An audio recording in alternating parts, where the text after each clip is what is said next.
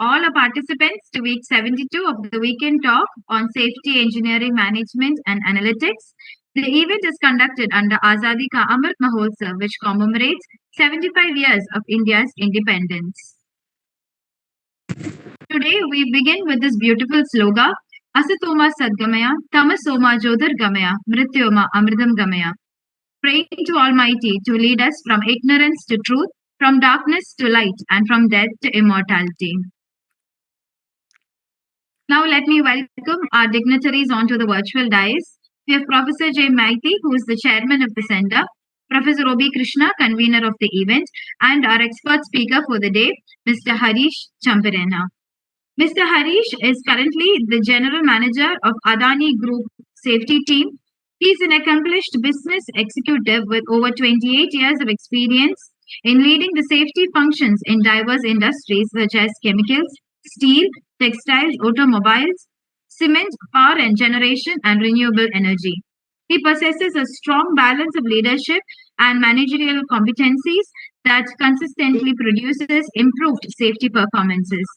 He is a self-motivated professional with extensive experience in industrial safety to drive corporate level programs at any growing organization.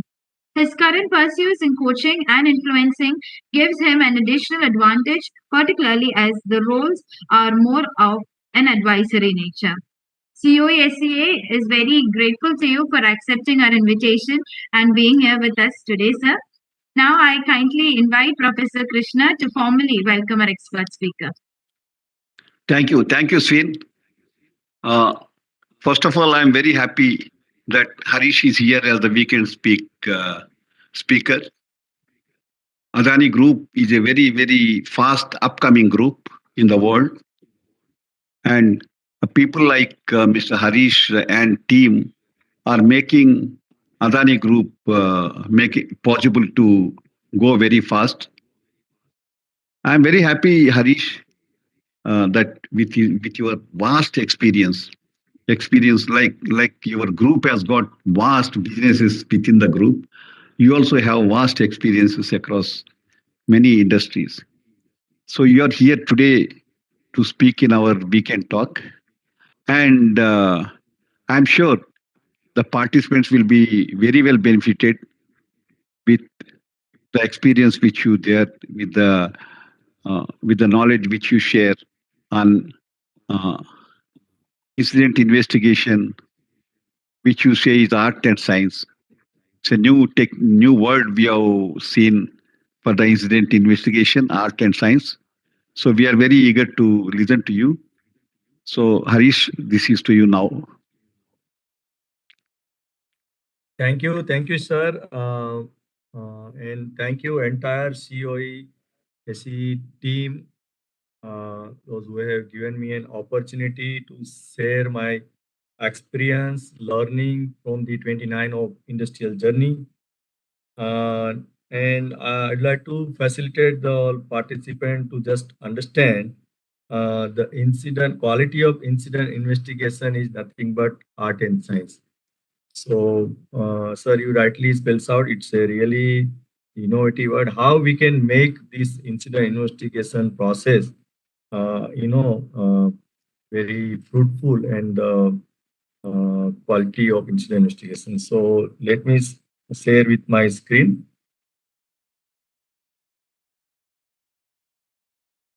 Yeah. So why it's a art and science? It's both. Why there are things you can learn to do and things you have to have a talent to do during the complete incident investigation process.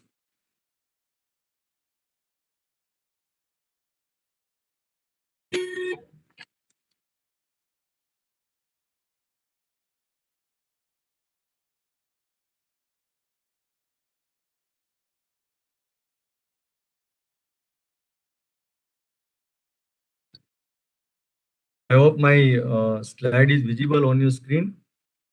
Yes, sir. Yes, sir. It's visible. Why it keep varying from slide mode to? Yeah. So let me again reiterate, it's both. There are things you can learn to do and things you have to have a talent to do during the incident investigation process. A truly great investigator can do amazing things with a strong acumen, interview and interrogation, incident scene investigation, human behavior, and the philosophy as well. Some of the some of these things are an art form, or some are purely scientific during the all incident investigation steps. There is also the art of interviewing the people. It takes skill, imagination, and often creativity as well. Not taking much more time. This is a we all are aware about the incident definition, an undesirable event or a series of events that resulted or could have resulted in an adverse impact on safety, health, assets, and environment consequence. And it's not limited to injuries, illness, environmental impact, unfavorable impact on the public and property damage. Right inside triangle, there are categories of incidents starting from the near-miss, first aid, medical treatment, restricted, lost time, and fertility, or an above property damage incident and high potential serious incident. And some of the time in many of the industry, uh, very serious unsafe act also is being investigated so that the tip of the triangle can be reduced. So let's understand the incident cause in this same thing. If you look at the bottom, if oil spills left on the floor, then it's a somebody's unsafe act created an unsafe condition. If a person sleeps, tries to hold in place, then we are telling it's near miss. A person sleeps and sprains in ankle, MTC, person sleeps and break their legs, LWC or the LTI, we can say. Sleep gets it head and succumb to the injury. It's unwanted serious incident. So are incidents undesirable occurrence? Yes. Are incidents logical outcome of hazardous conditions? Yes. And are incidents causes by act that people do or fail to do? And definitely yes. So now what all are the significance of incident prevention? Why we have to prevent the incidents?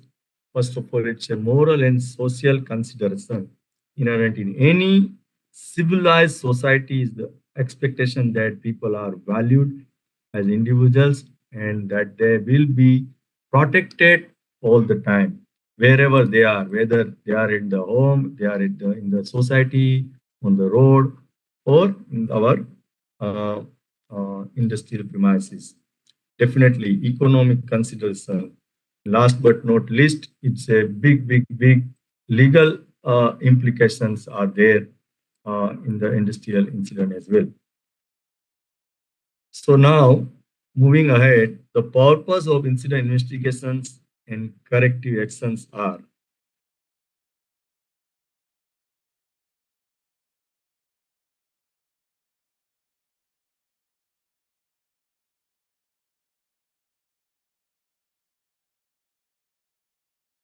Yeah. So we need to understand what went wrong in case of an incident, how it went wrong, then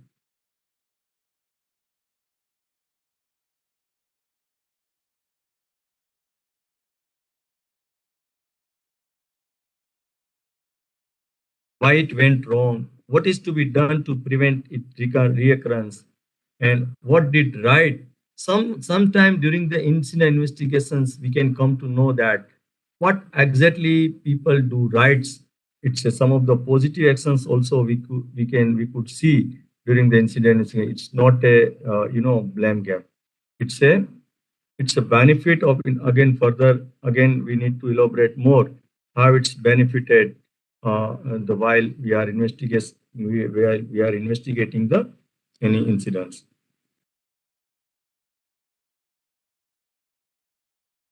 So it contributes to the continuous improvement of safety management system as well. To look at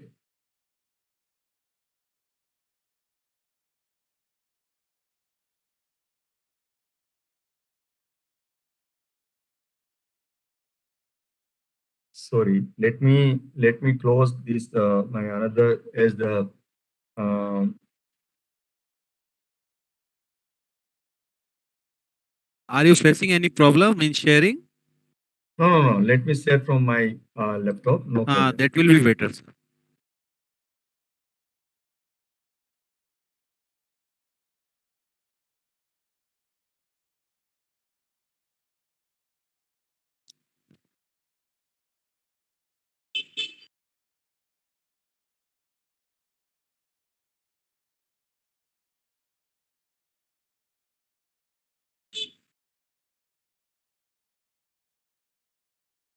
Now is it visible? Yes, yes, yes. Yes, sir. Yes, sir. Yeah. So what I would like to again reiterate, we need to understand what went wrong, what it went, how it went wrong, why it went wrong, what is to be done to prevent its reoccurrence. Who did right positive actions is not to assign a blame game. And more or less, it's a continuous improvement of safety management system and the performance by preventing reoccurrence, recognize weakness in safety system, and involve the more and more employee in these systems to understand the safety management system, provide the opportunity to leaders to demonstrate the safety commitment. This is one of the opportunity wherein different level of employees is getting participated during the incident investigation process, so that even down the line, line managers and the workers get motivated. Yes, the management are concerns about our pain in the incidents as well, and it's a positive action taken which helps to minimize the reduce the extent. And let us understand the cost. I will not go into the depth, but I will give the flavors why we need to focus more and more during the each steps of incident investigation. If you look at the iceberg at the top, that it is a direct cost, the medical compensation claim and fines as well. If you look at the beneath of this iceberg, there are many things: lost time, spoiled work, loss of efficiency, bringing in a new person if if the injured persons are away from the work for the more than 10 days, 15 days, 20 days, then we have to arrange the another replacement of that particular person, damage to tools and equipment, failure to fulfill orders, insurance bill, overhead cost, and last but not least, a big impact is the company's reputations. So once the company reputations is gone away, that it will impact the all stakeholders, right from the vendors, customer, investor, and the lenders as well. And जल्दी चाहिए now बेजुती let's रुको ना yeah. So now let's see the directly to the what all are the component of the incident investigations. We have to write the incident summary, date and time. Sometime we could see the in the many of the times if the serious incident happened, and if we could see the incident investigation report is single page of report. Sometime some of the many critical parameter or many critical things are missing, and at that time we we we we we we are thinking that the serious incident happen even though people are not serious. So the many titles are very much required. We have to touch upon each and everything, like where that incident happened, locations at the floor, which floor, at the height, everything, equipment involved in the time of incidents, what task is being undertaken by the people at the time of incident, mechanism of the injury incidents, and what all are the consequences, whether the is a result of the LTI, it's a lost time injury, it's a property damage. Then we have to start with the contributing factor. We have to draw a schematic diagram. We have to take the photograph. We have to paste the photograph. Then we have to create the incident scenario as well. And putting all together in the report, it's a artistic things. So, and we have to adopt the incident investigation methodology as well. So later on we'll see what all are the incident investigation methodology. Then we have to form an investigation team, people need to be interviewed, documents need to be referred, then sequence of event we need to establish. This is a very critical part of the incident investigation process.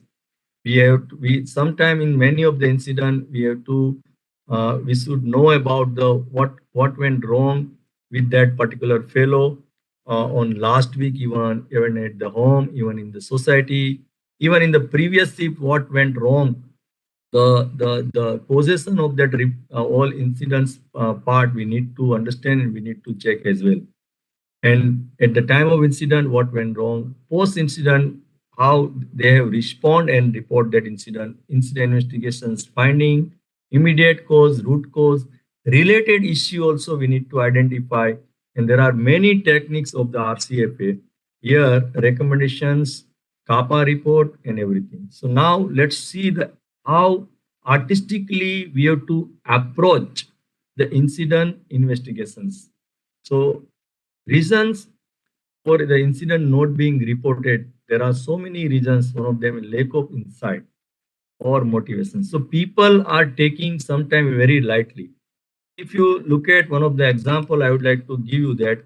Suppose a hammer fall from the height and I saved from the injury, and it just fell on the ground 1 feet or 2 feet away from where I was just passing through.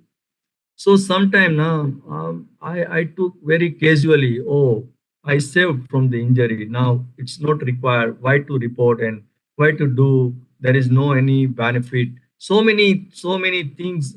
We started thinking that no. So I don't have insight. This could have been the very serious incidents if it has been it fell on my head on my uh, uh, helmet. So it could have been the very serious incidents. People are not even motivated.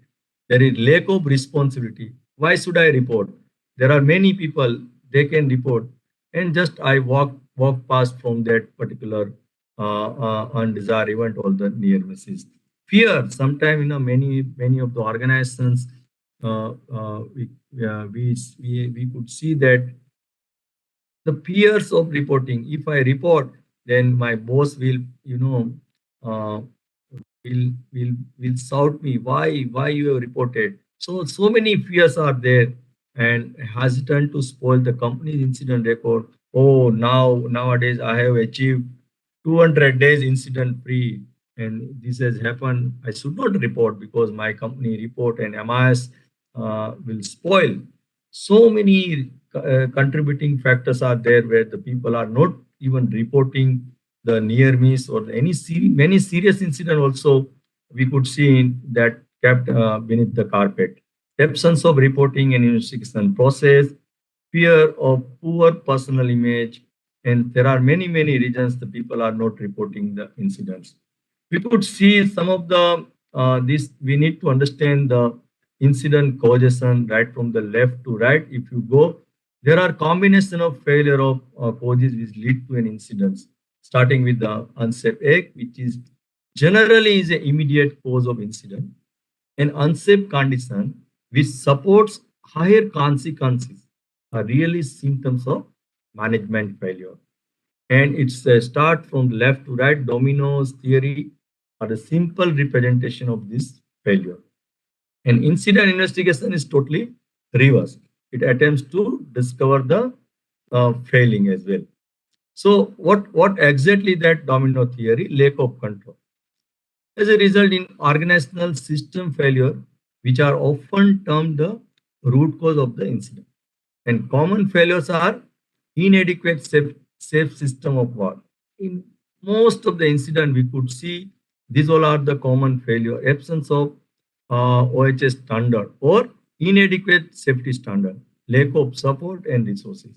In many of the cases, we could see that everything is in place, but the support from the management to deploy that particular standard is lacking. So many of the lack of control we could see. I have just kept. I'm just giving the flavors about the causation theory. Personal and job factor are related to the person's both, sometimes directly or indirectly. So some of them are physical, mental state, the skills and knowledge as well. Inadequate instruction, direction, and motivation.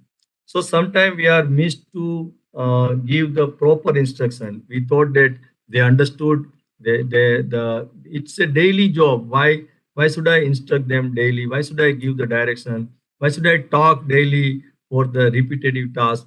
But no, keep on talking, keep on talking. So it's again a artistic way to how to talk with our people for the daily routine tasks. So in some time we are in that impression that no, it's a routine task, let them do it their own. I should not interfere them, but talk, talk, and talk. While you are on the shop floor, you have to have that practice. You have to talk whether they are doing right thing or wrong thing. Whether if they are doing the right thing, we must have to appreciate. Good, you are following the things, and I could observe that daily. The way you are the way you are working, it's very safely. Like that, we must have to appreciate or appraise them. Inadequate engineering control or tooling and other equipment. That is all are the job factors like that. Now, moving forward, the unsafe act and condition, these are related to the actions of people or the actual conditions of the equipment or the environment which created the with incidents. Now, incidents itself, we could see, we already discussed. I no need to more spend the more time. Outcome of this all cause and failure, sometime it could have been in the near miss, in property damage, injuries, or similar type of incidents could have resulted into the fatality. Now let's invest few minutes to understand this slide. It's very much important. It's a example, real example from the some of the industry wherein as a contract personnel were preparing to clear clinker from the third and fourth grade. This is one of the equipment, critical equipment in the cement plant. Post post cement kiln, there is a cooler. So there were some breakdown happen in the cooler, and they need to attend this breakdown. So how that incident happened and all these causation, theory, how they apply and how where they failed, that we need to just understand this theory. Now, the large chunks of material fell from the inside of the clinker cooler roof, and there are two persons succumbed to the injury. If you look at some of the 12th of the September, I have taken some of the example how it has been failed. 12th of the September, it has been noticed that they need to stop the kiln or to attend the cooler maintenance. So they have stopped the kiln, and unfortunately, with the hurry, they have not done the risk assessment. So lack of control starts. They have established the lack of control there. They have not done the risk assessment. Area is not inspected, and immediately they have removed the hatch in hurry because they have to save the loss of production. They are in the pressure. So what they did generally, the cooler has to be kept under the cooling for at least 36 hours. 36 hours, because there should be some natural cooling time to happen. But instead of giving the time, they did the water blasting. So now you can understand there is a contraction happen inside the wall of the cooler, and the castable got start the cracking, and they have entered within a 20 after the immediate 24 hours. They have entered the they have allowed the worker to enter. So hazard created. So it's a personal or job related factor that again that barrier they have brought.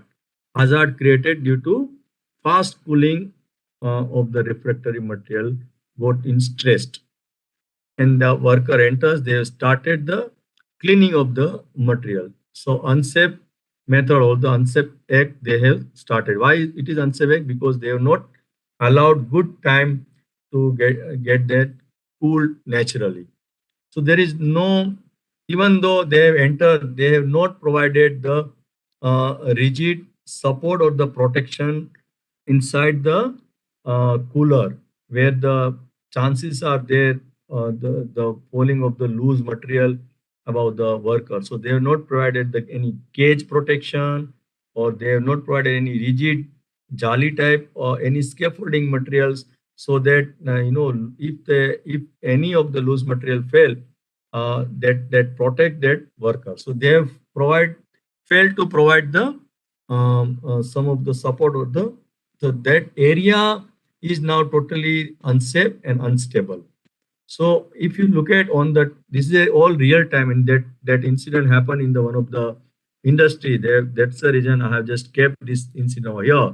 And on the they entered in at the morning 8:30, and afternoon 2:20, the incident happened. And unfortunately, two guys succumbed to the injury. So in the complete scenario, if you look at from the left to right, all the barriers they have broke, and ultimately we have lost the two guys. And then they have corrected the hazard, and they have made the cooler safe, and then again they have started. So this is the classic example of how we are in hurry, and how we are killing the people by blocking this lack of control or the personal job factor and everything. So now coming to the incident investigation process. Now each and every step I like to appraise you where we need to give more focus, and how artistically we have to conduct the each and every steps of the incident investigation process. So there are many techniques. I will not take you through the all techniques, but I have just given it. I'm just giving the some flavors.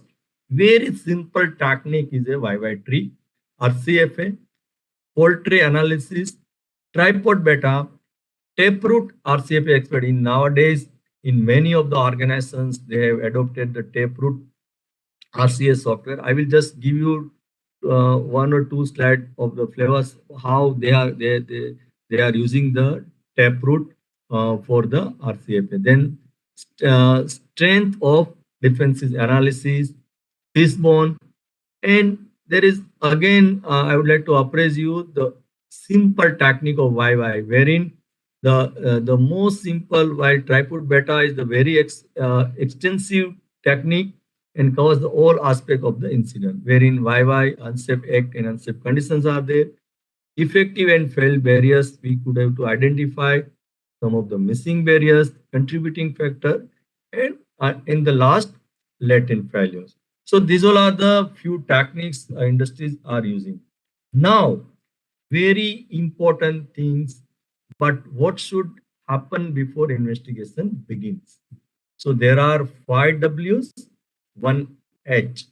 At the each and every step, investigator has to keep their CPU is in our thought process, our mind open, and we have to apply why. Starting from the investigation up to the end up to the investigation, we have to ask why it has happened, who are involved, who did this mistake, when it has happened, what went wrong, what could have been done better, where it has happened, last but not how it has happened. So guys, immediately after the incidents, it is preferably to form an incident investigation team. If it will take the time, immediately we have to visit the site, and before that we have to make sure that the victim has been shifted to the hospital for the proper treatment. And when we visit at the site, everyone, each and every member and including leaders have to feel that I'm a leader. We all in the investigation team has to feel that I'm a leader, I have to take lead.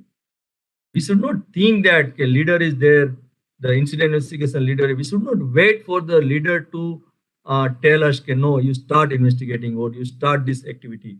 Everyone has to alive, actively participate. We have to take as much as photographs, then video clips, everything. We have to collect brief about the all incidents immediately once we reach at the site. And then back to back, we need to identify the people need to be interviewed. Here, looking to the severity of the incident, if it is a near miss, according to that, we need to identify the people we need to be, they need to be interviewed. If it is a little bit serious incident, then we need to think differently to whom we need to interview. So basically, in the bracket, I have taken the examples. This is an example. You can choose any other things. The suppose the immediate supervisor in many of the industry, we could see that if the contract worker is injured, so who is the N? N suppose is the contractor supervisor who is directly supervising them. So if you consider contractor supervisor is N, then in case of the any serious incident or the lost time case on the fatality, we need to interview N plus one. Who is N plus one? Is our own employee or on frontline supervisor. And sometime if the incidents are more serious, then we need to interview N plus two as well. In many of the case, CEO is also interviewed. There are many aspects to interview. Where we need to even know the management thought process or involvement of the management and commitment of the management towards safety. We need to interview the planted CEO of or COO of that particular business. It depending on the severity and the damage or the how the incidents are serious. And N minus one as well. So all colleagues and all the group of that people we need to be interviewed. So we need to identify the people need to be interviewed. It's a classic example that I will share with you later on with the when I will share the case study. Interview the key witness. So what all are the witness? The later on we can see later on. I have kept the one slide. Collect the all key evidence like what was that time person positions, what was the tools at that time they were using, equipment position, condition. We need to collect all the documents. It's a very generic terms here, but later on again we will see in detail.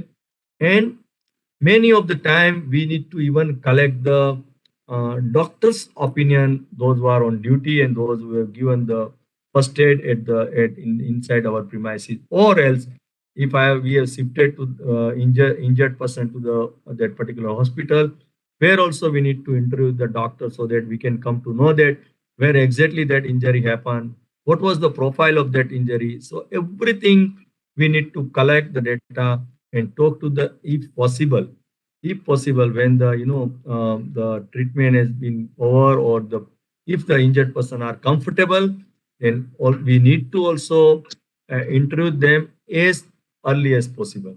But once we have to make sure that doctor has given the clear sign, yes, now we can interact, then only we have to try.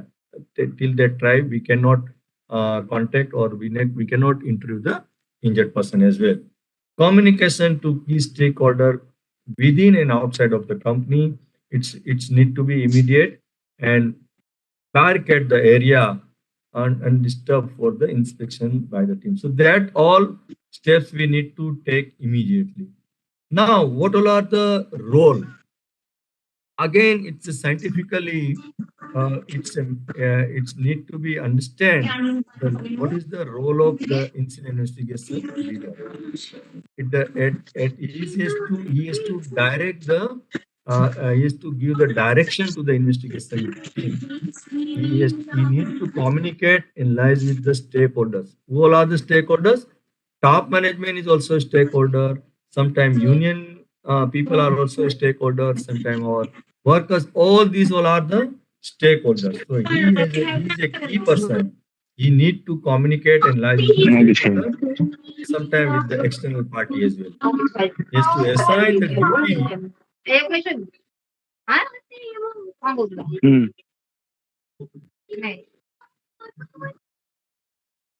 Okay. He has assigned duty to the all team member within this team is to obtain the service of specialist advisor if required. In many of the cases, we could see that we have to invite the expert of electrical. Sometimes we need the health advisors.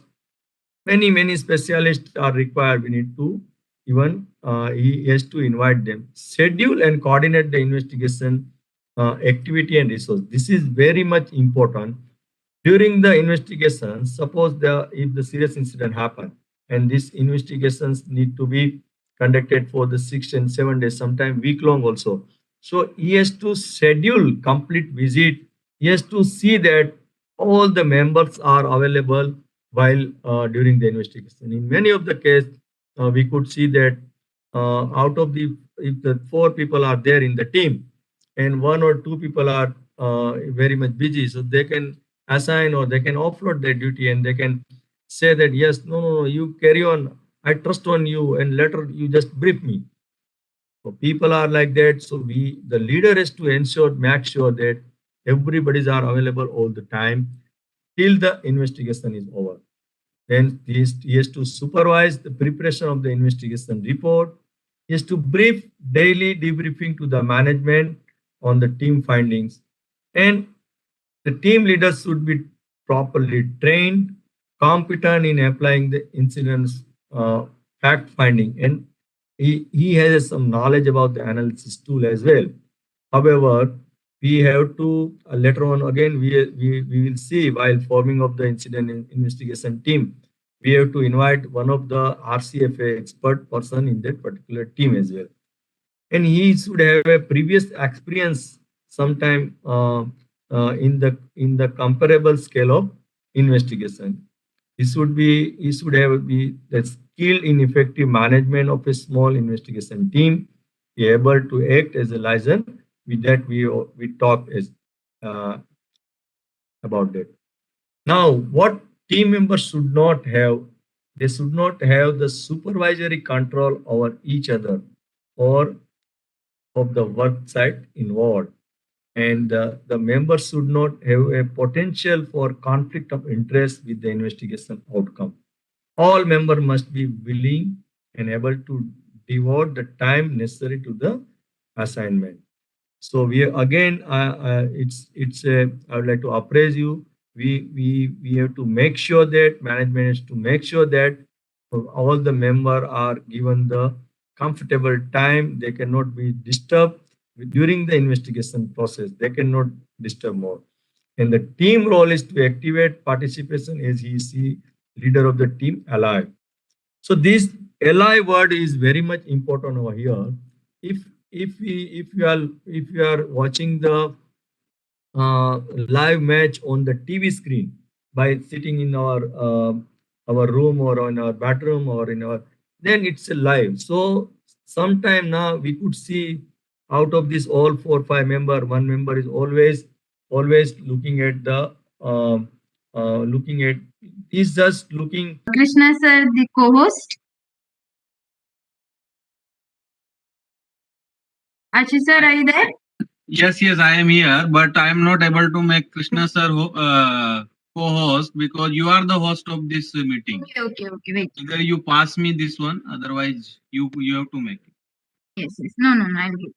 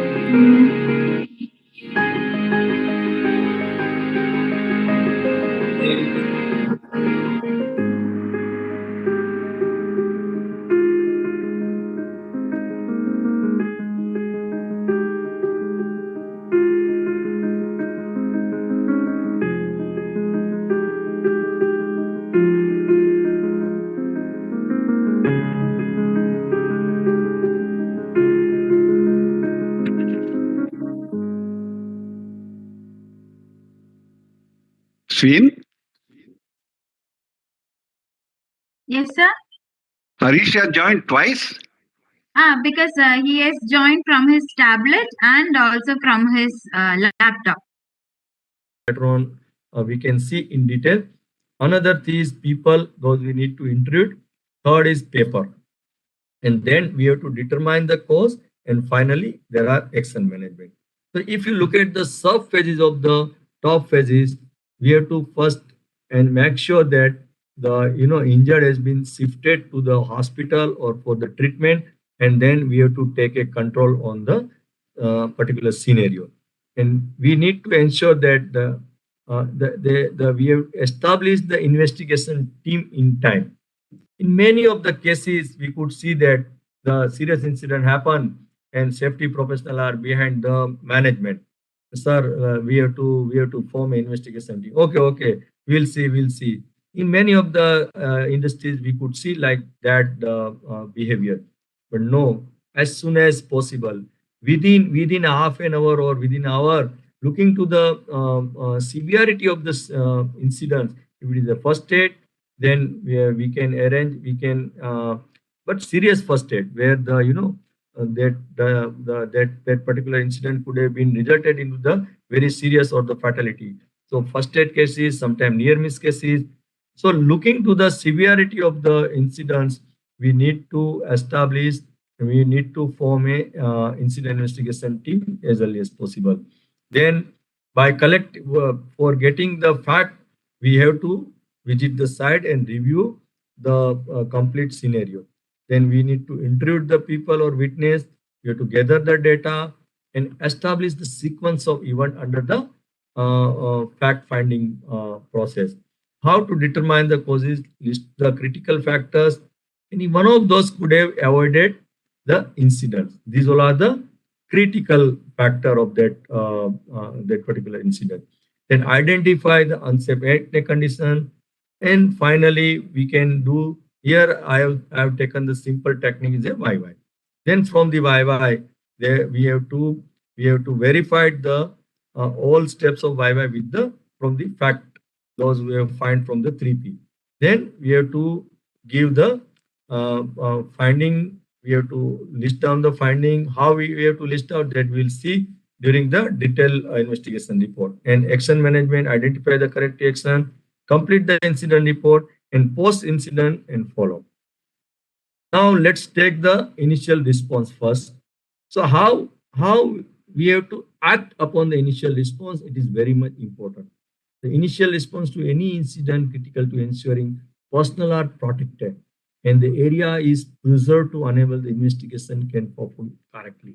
In many of the cases, we could see that the incident investigation scenario has been spoiled. When the team reach at the site, then they will not find anything. So immediately, if why otherwise the safety professional can influence the area in charge to make sure that the area has been barricaded and protected from the disturbance. The key actions once notified of the incidents are ensure that injured are shifted and then area is made safe. Avoid the secondary incident. Seal and preserve the evidence by securing the area, identifying the witnesses, notify the people in the area or upstream or downstream or in the neighbors or in the government body as well, and implement actions to fix that. So from form an investigation team when deciding who should investigate. Consideration must be given to actual outcome being the extent of injuries or damage. According to that, we have to nominate the member in the investigation team. Second consideration must be given to assessing if the incidents had the potential to be much more serious. In both the cases, the seriousness of the incidents or the potential that we need to consider while selecting the people. The composition of the investigation team that we already discussed. Remember, the difference between a first aid injury and a fatality can simply a matters second or centimeter. In both the, if you look at the picture, in both the case is a collision. But in the left-hand side collision, the only by God grace the people saved, so it's property damage. But in case of the right-hand side, the fatality is also happened. So it's a matter of second or the centimeter. That's it. I'd like to give some of the example. I will not read out this complete slide because in many of the industries that we are following the good practices in case of the fatal. So we need to take the form an investigation team wherein that this team should be chaired by the cited or sometimes the CEOs being chaired for the investigation team, and we should have a functional expert from these. Please avoid. We can invite if that particular business is having many sites across the country, then we can invite one of the cited from the other location also, so that the conflict of interest can be taken care. In case of the lost time and property, it should be chaired by the head of department or the head of section, and the site safety team should be act as a facilitator. There should not be a the member in that particular incident investigation committee. So this is one of the example. Let's summarize this complete that we spoke about the phase one. It's a self-explanatory. Now let's see the phase two fact finding process. It's a again it's a artistically, it's a art and science. Everyone is unable to, individual is sometimes individual is unable to foreseen the fact that it is already there, but we could or could not be able to find out. See, there is a single line: all have eyes but few have vision. The aim is gather the information for the purpose of understanding what exactly happened, has happened, how it happened. By understanding this, we can recognize the information into sequence which is happened. So we required a source of evidence. We required first P is a people. Then we required the equipment, that we need to identify the what all are the equipment involved in that particular incident. We need to identify the material, symptoms, substance, and environmental factor also we need to consider. What was the illumination at that time? Whether the what was the wind direction? What was the wind speed at that time? Everything we need to, even the foggy conditions is there, so we need to again consider that environmental factor as well. And observation at the scene, we have to take the many photographs, and for taking a photographs is again a art and science. Many of the time we could see that the photographs, we have collected the hundreds of photographs, but out of 100, there are few photographs is only visible, and many of them are blur, or many of them are the unwanted photographs. So for taking a photograph is again a art and science, from which angle it need to be taken, how close it need to be taken. And sometimes we are doing the videography as well from the incident side, and layout of the incident, scene of the incidents, everything we have to measure, even the things from one things to another thing. Suppose that the equipment is broken out, so we need to take the measurement of the each and every part. We need to collect the some parts from the incident scenario as well. Later on also we see then how we need to introduce. That is also one of the things. We need to collect the whole paper, PTW, HERA, JSA. We need to review the SOP, sometimes SMP, do's and don'ts. If the manuals are available, some statutory requirements, some guidelines, that all postmortem. Sometimes we need to refer the postmortem report as well. Everything, training record, many more things are there. We need to collect from the documents. So, and reenact that. Sometime now we need to understand the scenario. We can enact the complete scenario, how it could have happened. So we have to invite, and we can again reenact the complete scenario of the incident to understand how what went wrong at that time of the incident. And next, it is critical for investigator to visit the incident scene to understand each and everything, things to consider. What is, suppose it's a the vehicle incident happened in the coal heap area or coal storage area. So where the position of debris, what was the height of that particular debris, position and condition of the damaged equipment, location of the injured person, location of witness, where was he was there at the time of incident, whether he was directly it's a directly witness or indirect witness, whether he reached at the time of incident or post time of the incident. Everything we need to understand complete scenario of the witnesses and position of the control setting, etc. Identifying the witness. Now that we were discussing about how to identify, there are two types of witness. One is direct witness. Those prior to the incident, always they were there present before that, prior to the incident. These all are the direct witness. Those present when at the time of occurrence of the incident. Those some of them are which arrived immediately after the incident. These all are the direct, and all are indirectly provide the insight into how that incident could have been occurred. Though they are not present at the site, though they are not witnessed the complete direct at the time of incident, but some of them are the experts are there they can give the insight to it how it could have happened. So these all are the indirect, some supervisor, some medical personnel, process expert, and management and safety professional as well. So key points to conducting interview. Now it's a art. Why it's a art? Because in many of the time, as soon as we invite the employee, those who need to interview, and the panel is sitting inside the room, they immediately start like that. Oh, you were there. You don't know how to work. You don't know how to wear the PP. You don't know about the SOP. We start immediately. It's not an interview.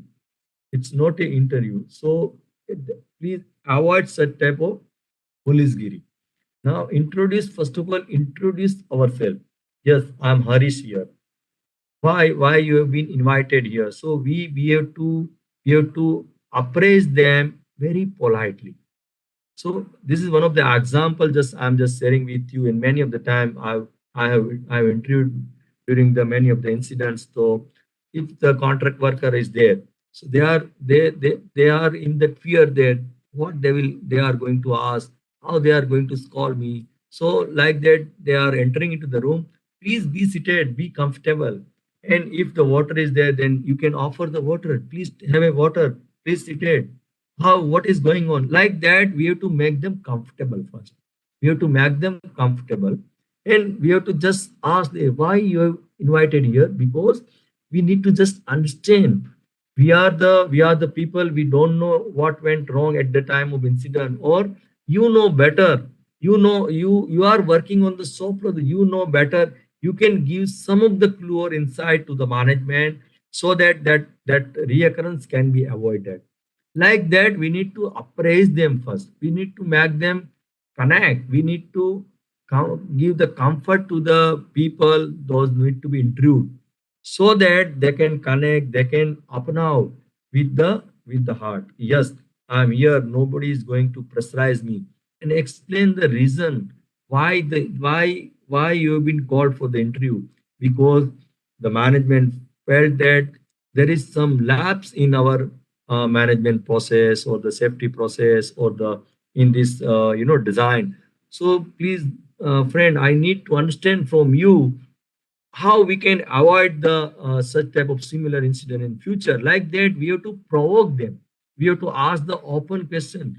Rather we should not ask the very negative and close type of question, and describe and ask them just. And everybody has to listen. So interviewer means the member of the interview committee should be first the good listener. This is also a soft skill required. They should be a good listener. And the committee of the investigation team, suppose there are 4 member or 5 member in that committee, so they have to make some strategy before inviting the. I will spend some of the time, sometime I will invest some time in this slide, because this is very much important for the interviewing the people. So we have to make some strategy. Who will ask the question? We have to prepare the set of questions even. So one the senior or the leader or the one of the member is asking the question, or he is interviewing. I cannot jump in between and, oh, okay, leave it, let me ask. Like that we cannot make the conflict in front of the interviewer. Otherwise they will again start reframing their all these all the sentence, and they will start afraiding in this room. Many of the people are conflicting each other. So that such type of scenario should not happen. I mean to say, we have to be cool and calm while interviewing. We have to listen each and everybody, and we have to be a good listener. We have to provoke them to the interviewing people, and prompt with open questions. We have to start. Don't interrupt in between that, and be polite. Review notes, but we should not take a note. Sometimes we are starting taking note in front of me. Yes, you tell what you are told. I am just writing. Like that type of behavior we should not do. After the interview the complete, then we have to record the some of the notes, and we can take later on also. Sometime we have to take in front of him if he is comfortable. Otherwise later on we can take a note. What was the finding or how the interview is told about the particular incident. And we have to encourage in between that they provide contact you with the further information. We will get back to you. So once the interviews will be finished, or the investigation will be finished, and we have to give feedback to them what exactly the finding we found during the investigation process, so that they can get the confidence that yes, they have not interviewed me sake of for the interview, but they are also giving me the feedback what went wrong in that particular incident. So these all are the some of the techniques that we need to keep in mind while the interviewing the people.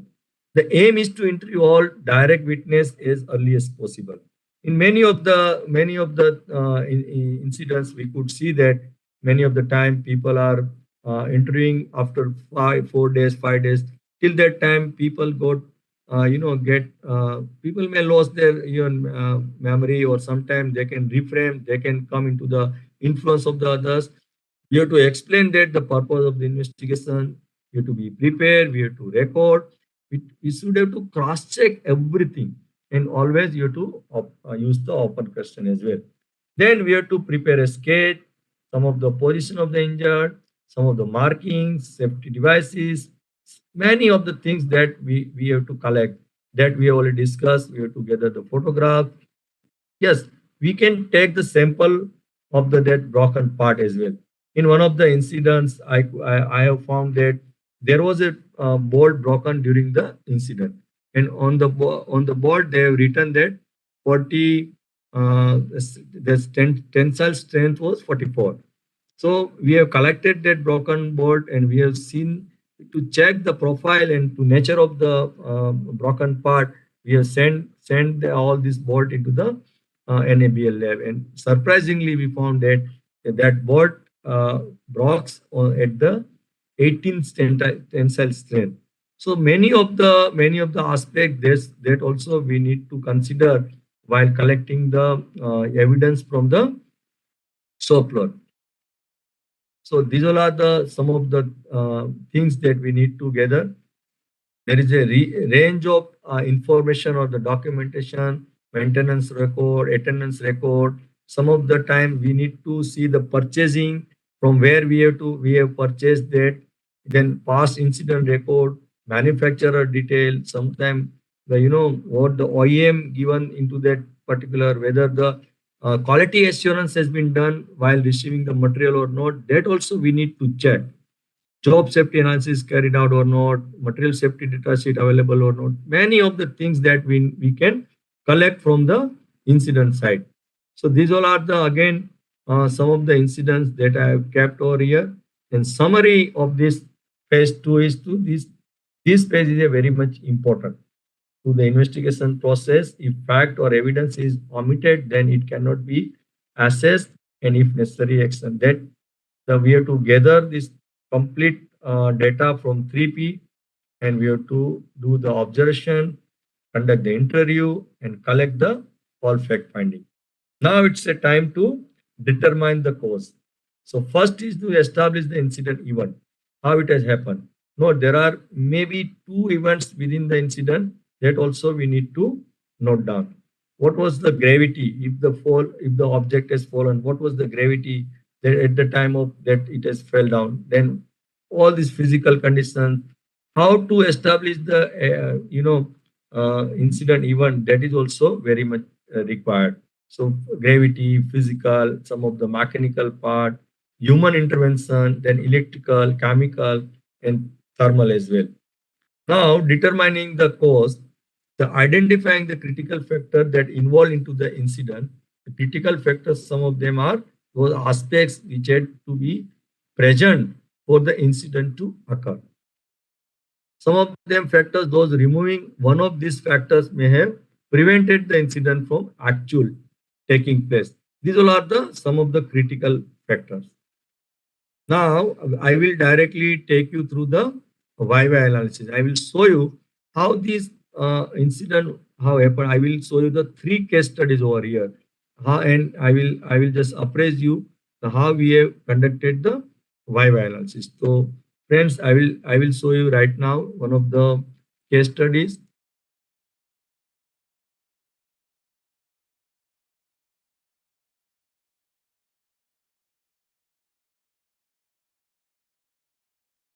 I will just brief it and the about the incident on one of the on that day, particular a serious incident occurred. So is visible on your screen. This is the summary. There are steps of how to write down the incident investigation. The brief summary: the serious incident occurred at so and so site when the workmen of the particular contractor got exposed to the induction zone of 33 kV line, and IP was electrocuted, resulting in serious flash burn injury happened. And I will show you the photographs as well. Then we have to enter the date, time, and occurrence. We need to write down the detail of the disease or the injured, where it has happened actually, that we need to write down at the location. What all are the equipment involved at the time of incident, and what exactly the task is being carried out was carried out at the time incident, and mechanism of injury that we need to write down. Consequence, it was a lost time injury. So in this particular incident, we could have find the contributing factor. So the I will show you one photograph. So what exactly that happened? This DP pole was under the erection. It was the project site. So some of the punch list uh, was need to be attended at the this DP pole. So what they did, if they have charged this, they have kept charge this DP pole because they were the theft cases happen in the past. So they have kept this charge so that the conductor cannot get the theft. and and the particular line manager has just instructed to the victim, yes, yeah, supervisor, you just go there, I will arrange the shutdown. And supervisor and his team that reached there, and suddenly one of the worker went up to the this girder, and they have started some work over here, and due to the induction zone, this uh, burn case has happened. So, what was the contributing factor? I will not read out each and everything, but that particular feeder which was associated with that 33 kV yard temporarily charged because they have a theft cases in the past, so they have kept in the charge.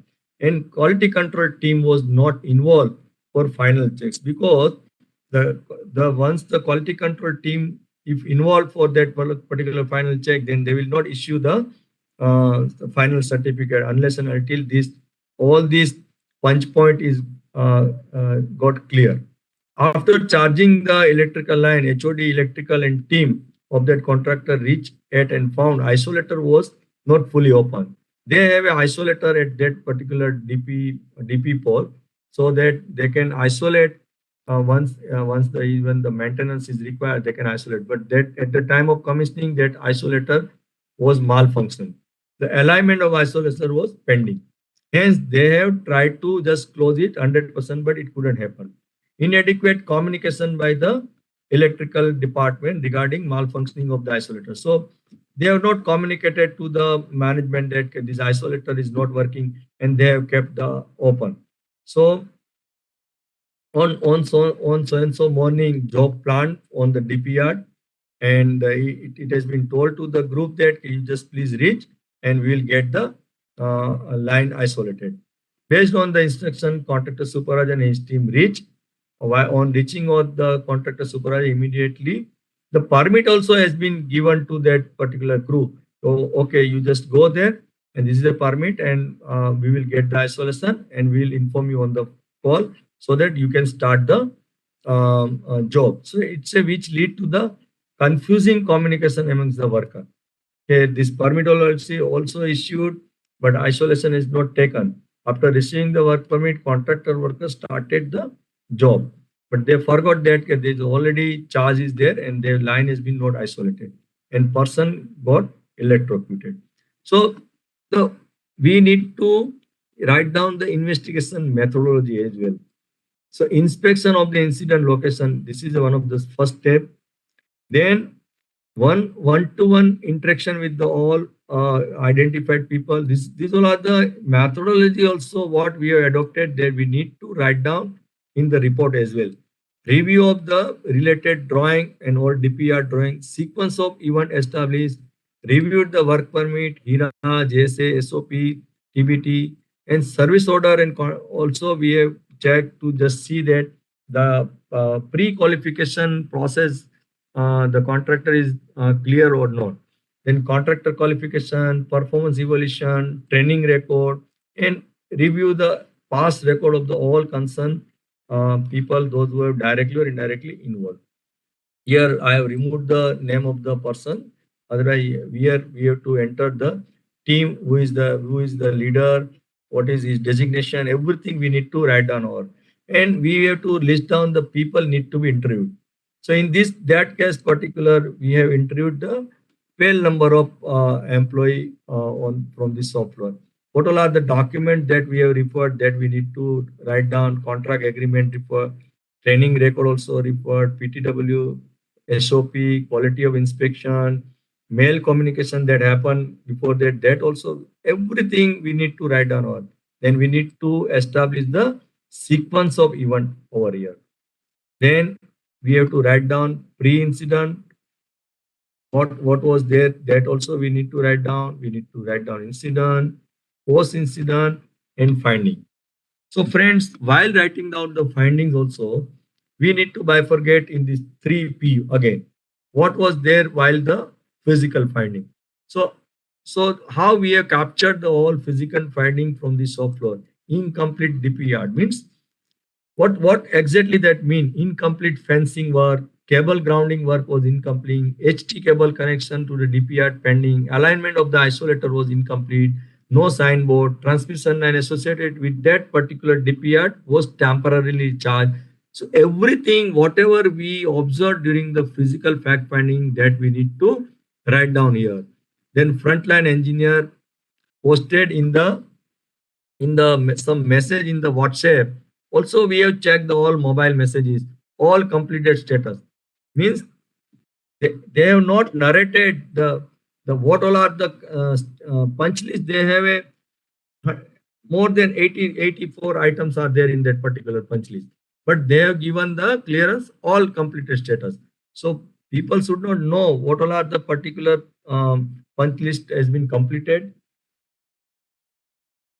and what are the pending, and permit to work issued by frontline engineer. So these all are the physical finding, and some we have a further deep dive to the finding, and we could see here the paper confusing communication, no proper communication between frontline engineer. So there should be a three-way communication.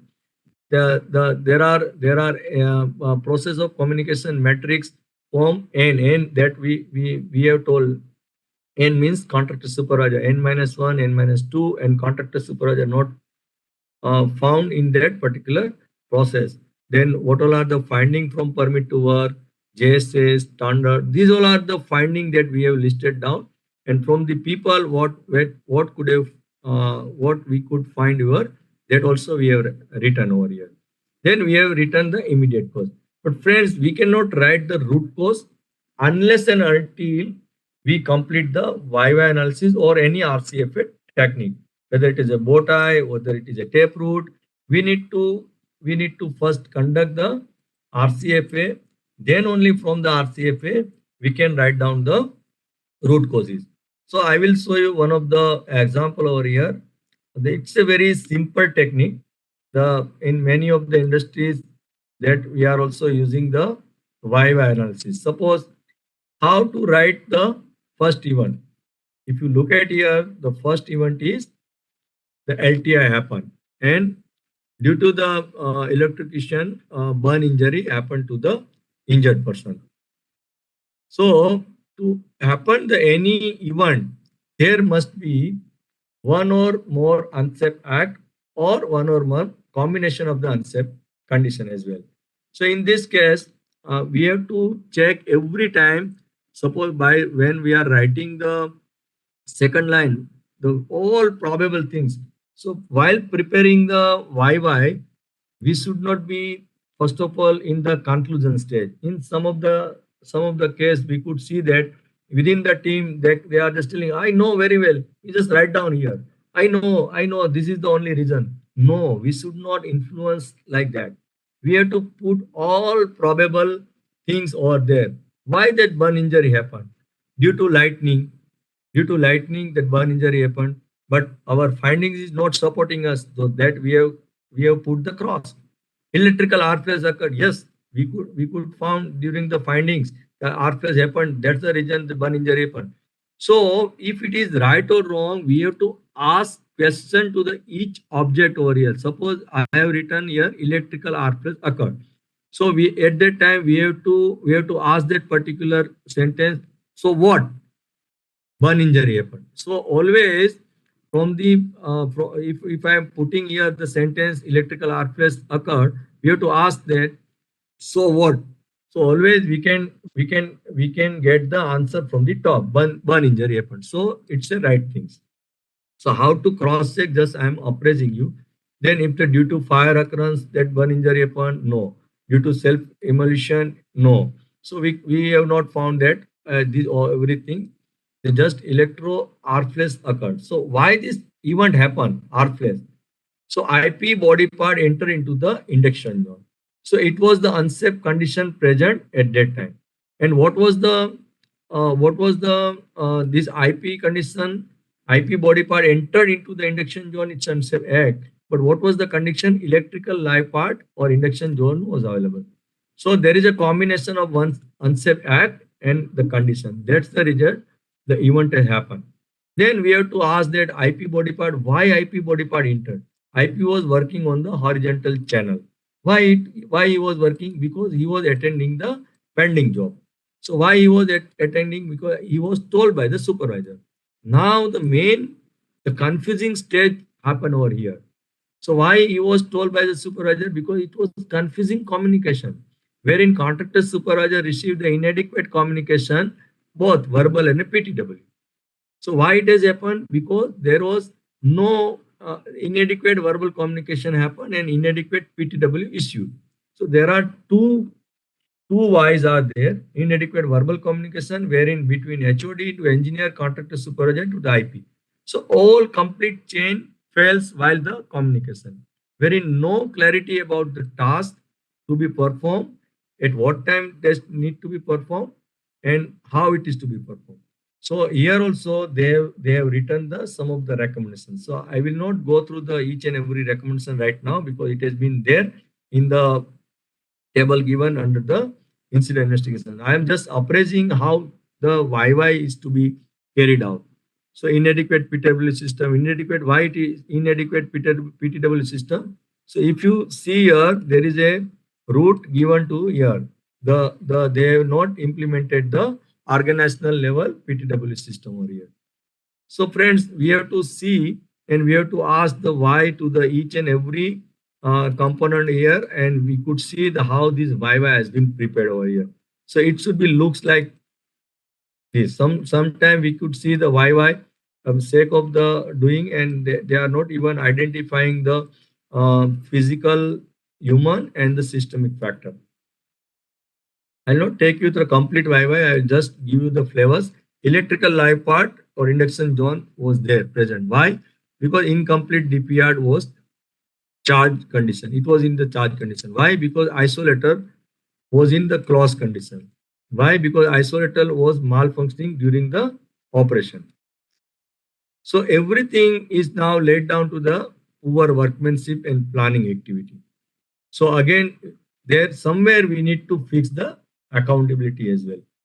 And everywhere, wherever we found the systemic failure, at the same time, here also we can write down the recommendation to strengthen or to the avoid that systemic cause. So this is the one of the YY of the failure of that isolation of the particular 33 kV line and resulting into burn injury happened. If we can give the some color legend always there. If the procedural failure, we can give any of the color. Here they have given the light blue. Training related, they have given the yellow. some of the things have not established, they have given the ping. They have, if the procedural violation, they have given the orange. So from this YY, they have written down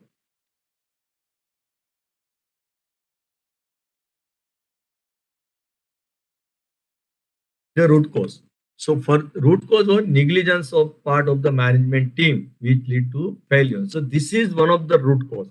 Negligence part of the management team which lead to the failure of, there was no SOP for charging of the transmission line, inadequate work permit issued without electrical isolation, no availability of the competent supervisor, absence of practice of use of critical PPE for high risk job, no use of insulated tool.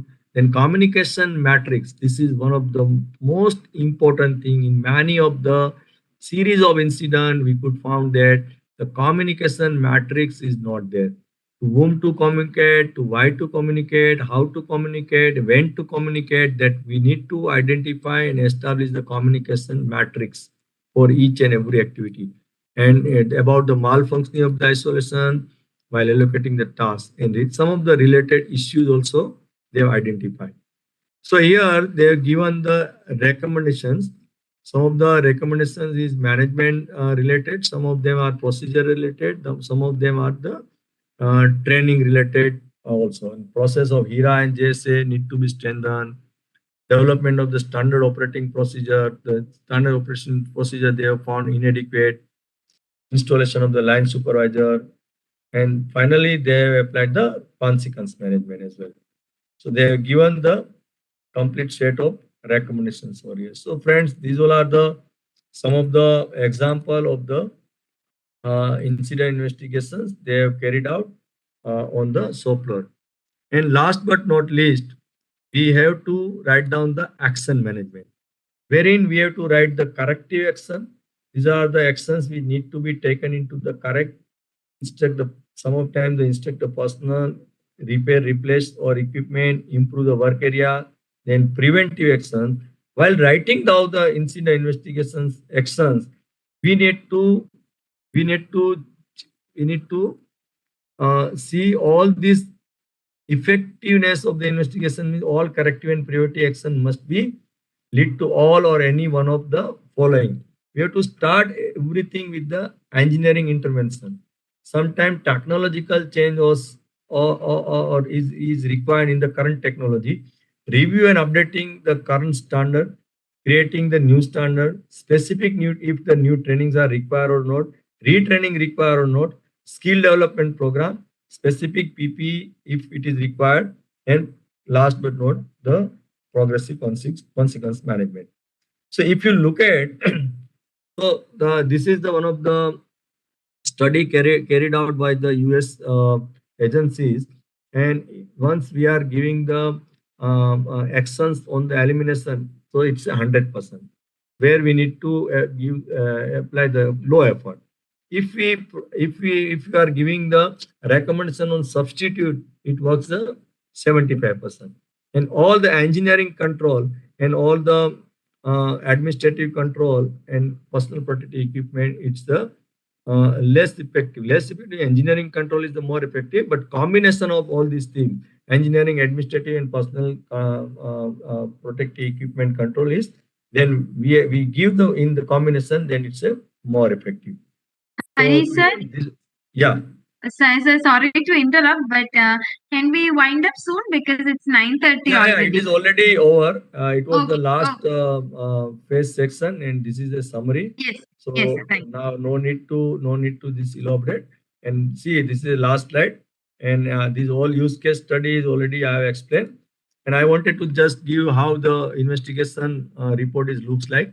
And last but not least, there is an example of the taproot, how it has been carried out. The taproot. This is a the YY analysis or RCFA carried out through the taproot technique. Sorry, friends. So last, I've just run through this presentation. Now, if you have any questions, please ask the questions related to this process. Yes, sir. Thank you, sir, for this wonderful presentation. Am I audible, sir? Yeah, loud and Yes, clear. yes. So we have some of the questions in the chat box. I'll take a few of them. So one of the question is, how can we use the technology to automate the root cause analysis and increase its effectiveness and efficiency? Yeah, so there are many softwares are available, like the this Taproot is one of the software is available. HFX software is available, wherein we can enter all this data or findings, and we can give the recommendations. So automatically this software will give the recommendation which type of technology is available to avoid the such type of incidents. Yes, sir. Thank you, sir. So our next question is, what details has to be looked into when we are using like photographic evidences during the investigation? Photographic evidence. Yes. Photographic evidence. So can you please repeat what detail? What details has to be looked into the photographic evidences when we are going for investigation? Yeah. So in the beginning we have appraised that while taking the photographs, we have to see that at what angle we are taking the photographs, how much close up we are taking at the photograph. If we take the photograph far away, and we may or may not find the all small part or small things all together. So we have to. It's again art and science. We have to take a photograph in such a way so that all these scenario can be captured. It can be taken more than 50, 100 or more than 100 photographs. So we don't know what photographs is useful at the time of incident investigation. So it's again an art and science to capture the photographs. Yes. Thank you, sir. So the last question is, suppose there are less evidences. Let us say a fire accident happened and most of the evidences are burned. In these situations, what is the standard procedure for investigation? So actually, there is no any standard procedure, but we have to while extinguishing or while dousing the fire, individuals or the leaders must be all the time attentive that as much as possible evidence can be saved. But if first of all they are engaged in that particular dousing the fire, so we can't do if the evidence are spoiled during the fire. But we can post fire, we can collect the as many as evidence from the post dousing the fire, we can collect the evidence from the software. Yes, sir. So one more question is asked. So, like people are not supporting for the proper investigation. So, what to do? How to convince the management to adopt the safety culture in the organization? So it's a use process where it's required the total behavioral transformation, because we need to establish that we have to convince the management the incident investigation is not for the fault finding. It will help to management in the business excellence journey. Sometime it will give the confidence to the worker. Sometime it will give the confidence to our investor, to the stakeholders, shareholders. So we need to convince the management by putting some good example, by giving some of the good example from the good industries, how it helps the management, the post incident finding, how it helps the management to strengthen the further business excellence or the safety excellence journey.